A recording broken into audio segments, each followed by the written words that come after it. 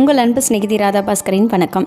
Saturday morning முதல் நாள் night தான் இட்லி பொடிக்க எல்லா இன்க்ரீடியன்ஸும் வறுத்து வச்சுருந்தேன். ரெசிபி லாஸ்ட் மினி விலாகில் ஷேர் பண்ணியிருப்பேன், வேணும்னா செக் பண்ணி பார்த்துக்கோங்க. காலையில் எழுந்திரிச்சு அரைச்சிட்டேன். ஃப்ரெஷ்ஷாக இருந்ததுனால காலையில் தோசைக்கு இட்லி பொடி தான் வச்சு சாப்பிட்டோம். என்ன தான் கடையில் வாங்கினாலும் ஜீவாவுக்கு வீட்டில் நான் அரைக்கிறது தான் ரொம்ப பிடிக்கும்.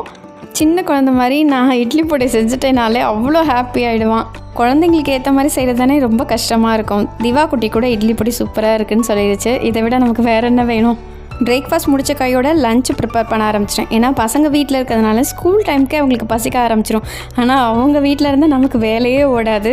புடலங்க போட்டு கூட்டு தான் வைக்கிறேன். சட்டியில் தேவையான அளவுக்கு எண்ணெய் ஊற்றி கடுகுளுந்து சீரகம் தாளித்து நீல வாக்கில் கட் பண்ண சின்ன வெங்காயம் 2 பச்சை மிளகாய் கருவேப்பிலை சேர்த்து வதக்கிட்டு புடலங்காயும் சேர்த்து நல்லா வதங்கினதுக்கப்புறமா தேவையான அளவுக்கு உப்பு போட்டு தக்காளி 1 சேர்த்துட்டு வேக வச்ச பருப்பை எடுத்து கொட்டிட்டு நல்லா வெந்ததுக்கப்புறம் இறக்கிடலாம்.